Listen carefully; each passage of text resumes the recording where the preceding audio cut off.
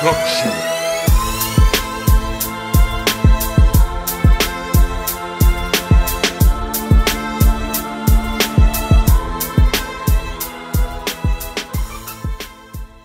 What is going on, people? You know, you guys, man. You guys, man, the information. This is, well, it's very similar to what we got in 2013, only the landscape is a little different. But anyway, we're going to definitely get into it. What's going on, people? Shout out to everybody who sent me this information. Shout out to everybody. If you missed my last video, go check that out. It's on the channel. I do appreciate y'all. And before I get into this, I want to say Merry Christmas to all of you. Hope you guys have a blessed one. Enjoy the time with your families and X amount of things. You know what I'm saying? And definitely, y'all have fun. All right. Now, let's go ahead and get into this. Because some people are going crazy with this information, and a lot of people are just not looking at the dude's track record and just claiming that this is facts, X amount of things. Phil Spencer, or not even Phil Spencer. See, that's the thing. You would think Phil Spencer said this, but not even Phil Spencer said this. This is according to Michael Pachter. Now, you guys already know Michael Pachter is one of those dudes that you do not take seriously in this community. You do not take him seriously. Every time the dude talks, 99% of the stuff that comes out of his mouth is false. It's false. He'll say stuff. The only time he says something that's right is when it's already like done and proven on the market. For example, I remember when he was throwing shade at Nintendo fans, you know, over the whole Labo thing. You guys remember that when Labo came out and he was poking fun saying that, yeah, Nintendo fans buy anything. Hell, you can put a few slabs of cardboard and go, oh, wait, they already did that. You know, he does stuff like that. Michael Pachter is one of the the most non-credible dudes out here in this market. And that's the crazy thing. He's been here for so long, but he offers nothing to the table. The dude goes on and on and on about X amount of things, and yet he never gets it. He never gets it right. And another thing that should tell you something about dude's credibility and how he believes and how he like shields for other companies. If I remember correctly, he called people dumbasses and dumb shit on the Pack Attack, one of the episodes where, you know, he was talking about backwards compatibility, where he said, yeah, like, why would you buy accounts for backwards compatibility? I mean, it's stupid. I mean, what you gonna get? $100 for it? You gonna pay $100 for backwards compatibility? Huh? Are you gonna sell your own for $100? If you buy consoles that have backwards compatibility, you're a dumb shit. Microsoft announces backwards compatibility. He says it's the greatest thing ever, pretty much. That's what I'm talking about with Michael Pachter. All right. And one thing that's also funny about the statement, which is obviously the basis of this video, is what he said back in 2013 when the Xbox One first launched. When the Xbox One first launched in 2013, he actually legit believed that Microsoft, yes, he believed Microsoft was going to sell the Xbox One for $100. They're going to have a $100 option with a cable provider bill for you. Basically, you would pay Microsoft and Xbox Live through a cable provider. That's right. And they would sell you the $100 unit to basically act as your cable box. Without Michael Pachter even knowing. See, Michael Pachter didn't even think this through. He didn't even think this theory through. First of all, the Xbox One does not legit receive the signal from the cable provider. It connects to the box. That's it. It just projects it off of the information from the box. It connects to the cable box. It's not a separate receiver that you connect to the damn the cable providers. It's not a separate receiver. But that's what he said about the Xbox One at the start, and that's what he believed. You know what I'm saying? He believed that. Now that Microsoft is going the streaming route, and obviously, you know, businesses are definitely catching on to streaming games. Microsoft is getting revenue with Game Pass, and Sony, for one as well, is getting a lot of revenue for game or PlayStation Now.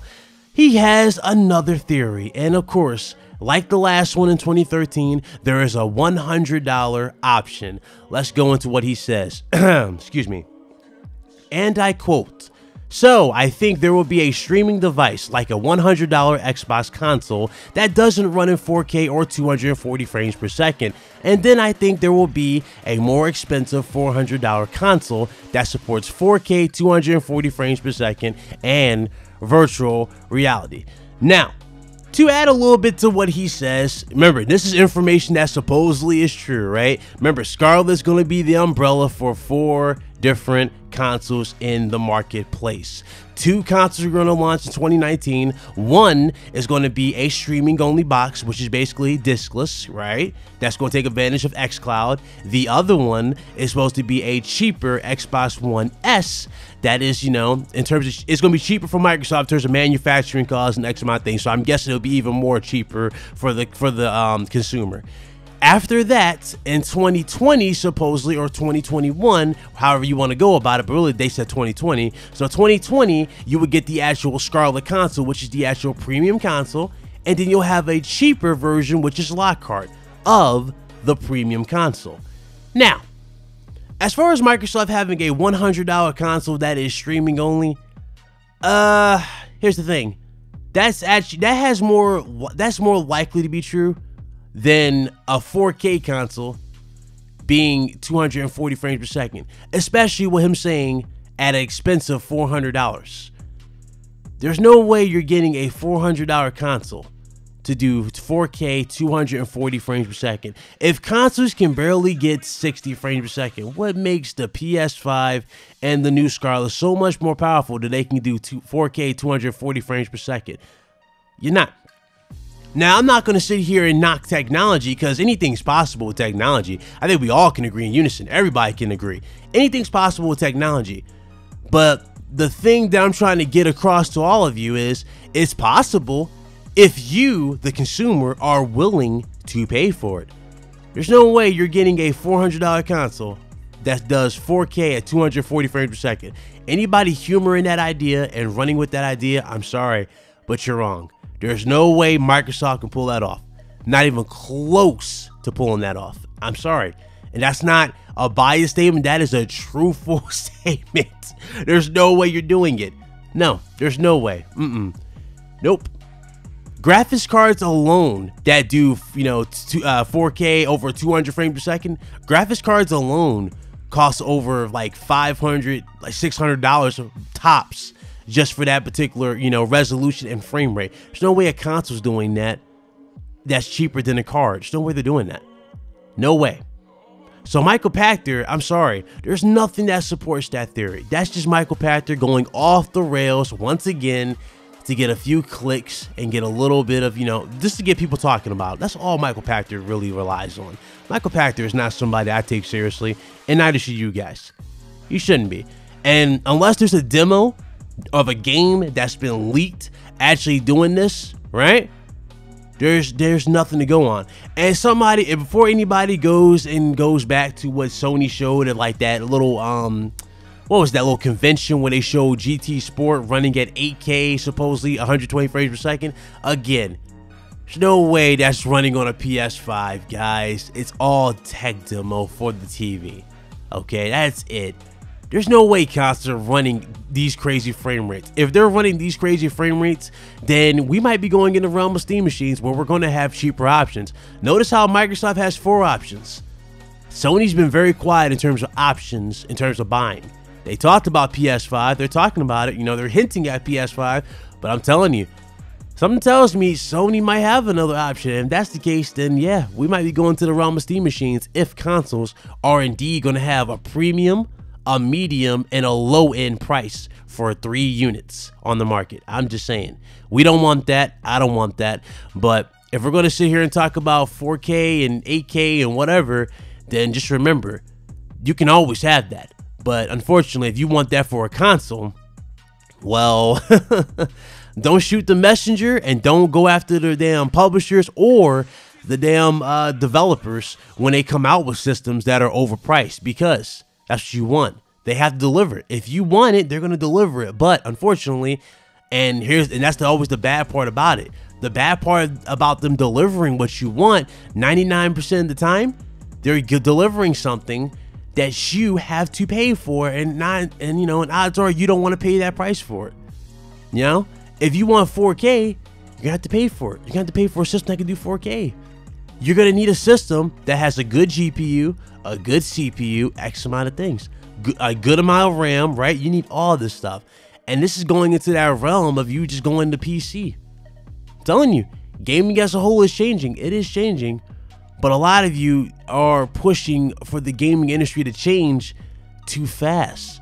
Guys are pushing for stuff that you don't even know what you're pushing for. Streaming only games, you know, games always online, where we're at the mercy of not only our internet provider but the actual developers themselves. Think about it. I want you to really think about it. Call of Duty Black Ops 4. Again, people like Call of Duty Black Ops 4, but notice this is pretty much an always online game. There's no single player. There's nothing else to fall back on, right?